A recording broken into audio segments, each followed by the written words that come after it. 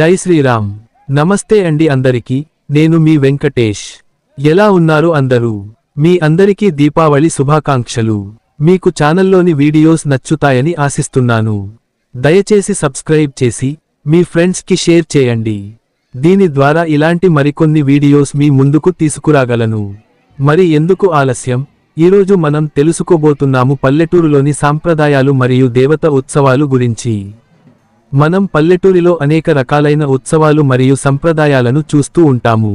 కానీ అందులో ముఖ్యంగా చిన్నపిల్లలకు జరిపే శుభకార్యము, మొదటిసారి తమ ఇంటి దేవుని యొక్క చిన్నపిల్లల వెంట్రుకలు ఇచ్చే కార్యక్రమము.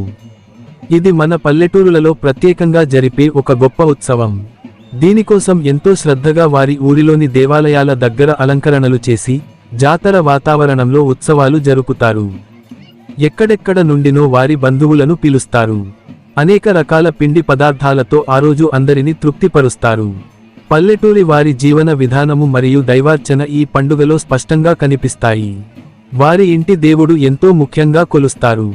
వివిధ రకాలుగా అలంకరించిన పిండి దీపాలను దేవుని ముందు ప్రదర్శిస్తారు.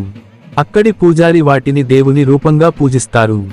అలాగే ఆ ఊరిలో ఉన్న బ్రాహ్మణ, ఊరి పెద్దను పిలిచి వారికి తగు కానుకలను ఇచ్చి, పిల్లలకు ఆశీర్వాదం తీసుకుంటారు. ఇలా ఈ కార్యక్రమం ఎంతో వైభవంగా జరుగుతూ ఉంటుంది.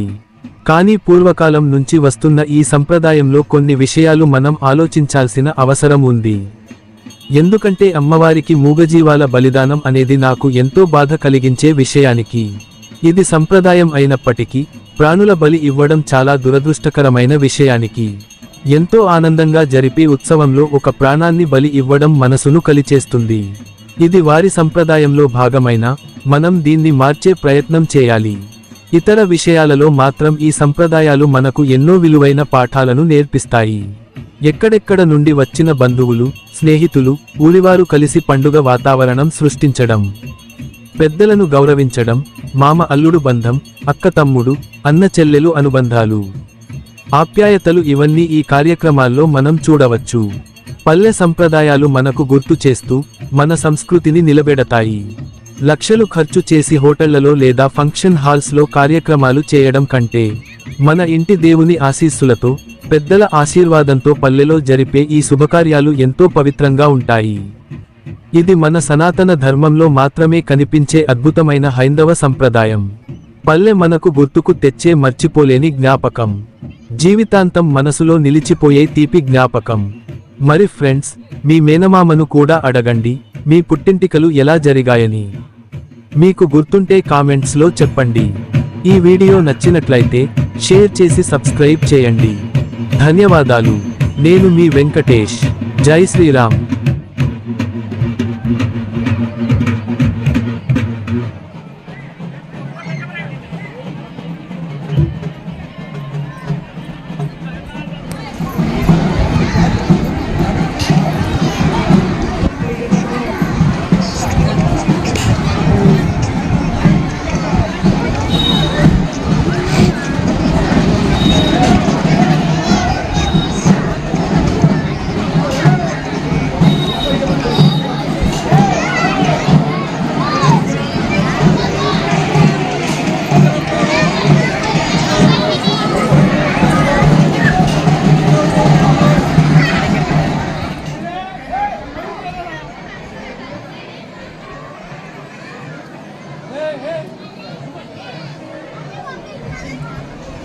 What?